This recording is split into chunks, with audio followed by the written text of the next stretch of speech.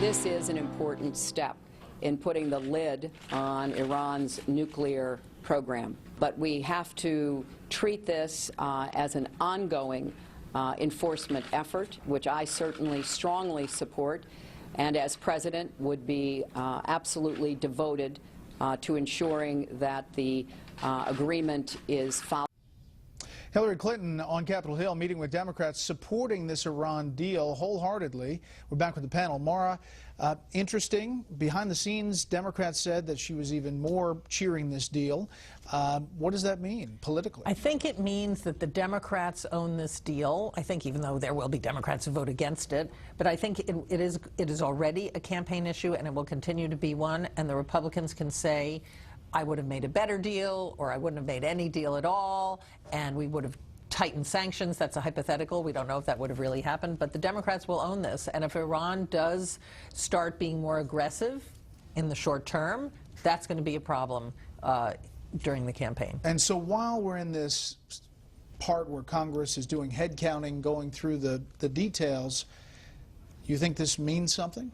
No. I think the whole Congress debate, which we're not going to jump into feet first, be consumed by it, is irrelevant, because we are now going to go to the UN, and the resolutions that had prohibited the Iranian program are going to be abolished within days. They're going to accept the agreement, which means the 10 years of constructing international sanctions, the Europeans, the Russians, and the Chinese, is over.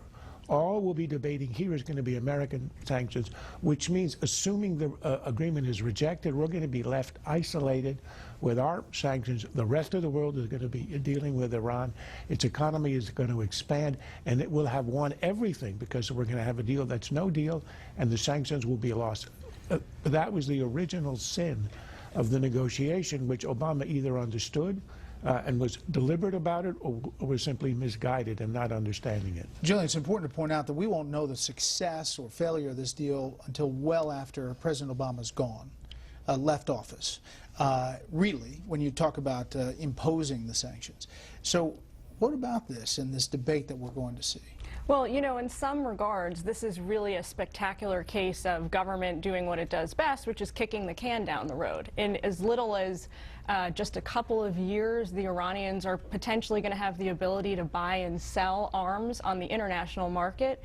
8 years, they'll be able to resume research into advanced nuclear materials, and in 15 years, be able to produce as much nuclear fuel as they'd like. So there's a lot to worry about there.